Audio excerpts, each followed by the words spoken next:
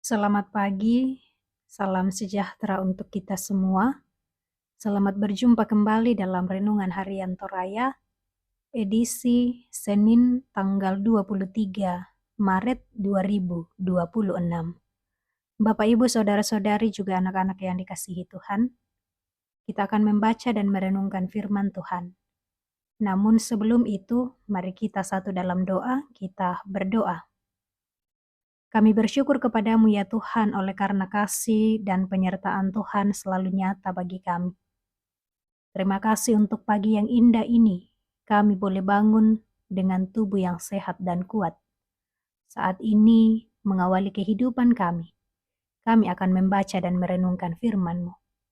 Dalam segala keterbatasan kami ya Tuhan, kami datang kepadamu. Sekiranya kuat kuasa Roh Kudus-Mu menerangi hati dan pikiran kami.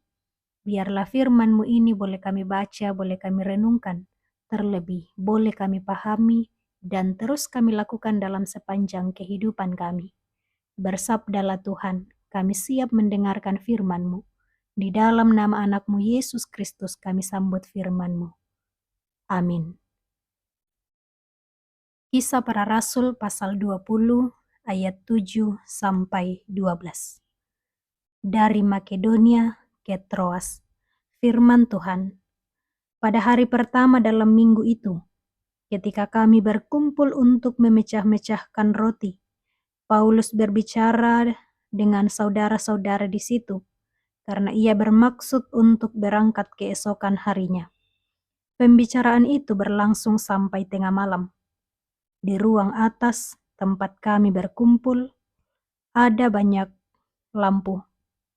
Seorang pemuda bernama Eutikus duduk di jendela. Karena Paulus amat lama berbicara, pemuda itu tidak dapat menahan kantuknya. Akhirnya ia tertidur lelap dan jatuh dari tingkat ketiga ke bawah. Ketika ia diangkat orang, ia sudah meninggal.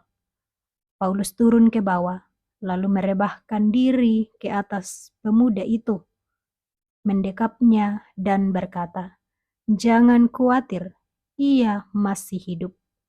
Setelah kembali ke ruang atas, Paulus memecah-mecahkan roti lalu makan.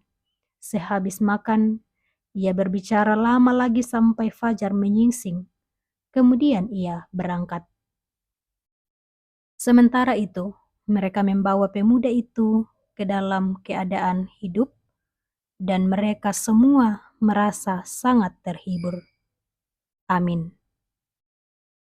Dari pembacaan kita, tema perenungan kita pada saat ini adalah kebangkitan yang nyata. Bapak, Ibu, Saudara-saudari, juga anak-anak yang dikasihi Tuhan, Kisah Para Rasul 20 ayat 7 sampai 12 berisi khotbah Paulus di Troas. Pada suatu hari Minggu, Paulus berkumpul bersama jemaat yang ada di sana untuk memecahkan roti, perjamuan kasih untuk memulai ibadah, dan diakhiri dengan perjamuan kudus. Di Troas ada seorang pemuda bernama Eutikus. Ia mengikuti kegiatan yang diadakan pada saat itu. Ia duduk di jendela ruang lantai 3. Namun karena tertidur, ia terjatuh ke bawah lalu mati. Tetapi dengan kuasa Allah, Paulus membangkitkan Eutikus kembali. Bapak, Ibu, Saudara-saudari, melalui bacaan ini, ada hal-hal yang menarik, yaitu Eutikus, perkumpulan Kristen, dan juga pemecahan roti. Pemecahan roti atau perjamuan itu diadakan dalam ibadah. Tujuan pertemuan itu adalah untuk mengenang peristiwa Kristus yang telah bangkit. Oleh karena itu, ada perjamuan dalam perkumpulan tersebut. Dalam perkumpulan dan pemecahan roti itu, Kristus diyakini bukan hanya hidup, tetapi ia juga hadir. Kristus yang diperingati oleh jemaat Kristen adalah Kristen yang hidup, bukan Kristus yang mati. Eutikus hidup kembali dalam pembacaan kita, merupakan bukti kuasa kebangkitan Yesus yang nyata. Bapak, Ibu, Saudara-saudari juga anak-anak yang dikasihi Tuhan.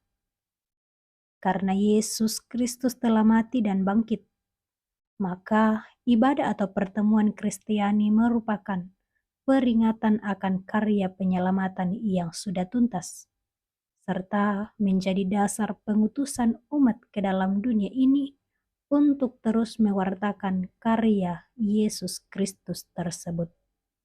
Bapak, Ibu, Saudara-saudari, juga anak-anak yang dikasihi Tuhan, dari firman Tuhan pagi ini kita semua belajar bahwa kita sebagai orang percaya dipanggil dan diutus untuk terus mewartakan Injilnya di dalam perjalanan hidup kita.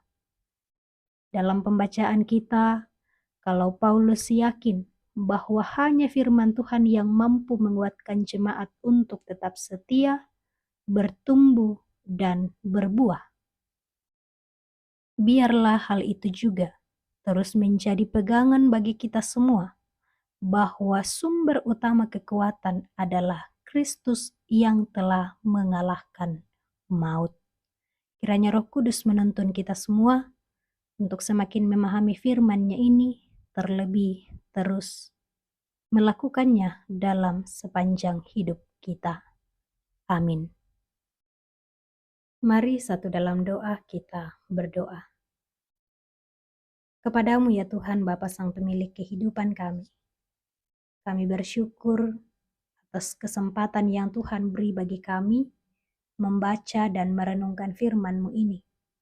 Dalam segala keterbatasan kami ya Tuhan, kiranya Roh Kudus-Mu terus menuntun kami, menolong kami untuk semakin memahami firman-Mu ini dalam kehidupan kami. Mampukan kami ya Tuhan untuk melakukannya dalam perjalanan hidup kami. Saat ini kami berdoa untuk semua umat-Mu, dimanapun Engkau membawa mereka. Seluruh warga jemaat dimanapun Tuhan membawa pada saat ini, dalam pekerjaan, usaha, pendidikan, kiranya kasih setia Tuhan senantiasa melingkupi. Saat ini kami berdoa untuk orang tua kami yang sudah lanjut usia, kiranya Tuhan senantiasa memeliharakan dalam masa tua.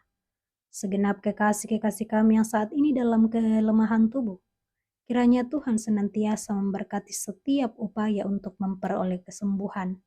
Juga yang sedang berduka cita, kiranya Tuhan terus menopang, Tuhan yang akan terus menghiburkan.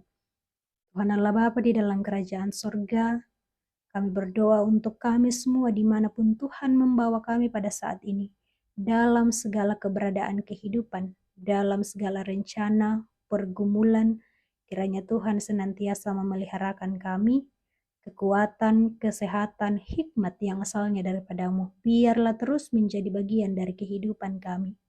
Saat ini juga kami berdoa untuk pemerintah kami, bangsa kami, mulai dari pusat hingga ke pelosok, kiranya Tuhan senantiasa memeliharakan. Juga segenap pelayan-pelayan Tuhan, biarlah hikmat dari Tuhan, kekuatan dari Tuhan senantiasa menjadi bagian dari kehidupannya. Ampuni segala salah dan dosa kami, terima kami yang datang kepadamu melalui anak-Mu Yesus Kristus Tuhan dan Juru Selamat kami yang hidup. Amin. Demikian renungan kita Bapak Ibu, selamat pagi, selamat berawal pekan, Tuhan memberkati kita semua.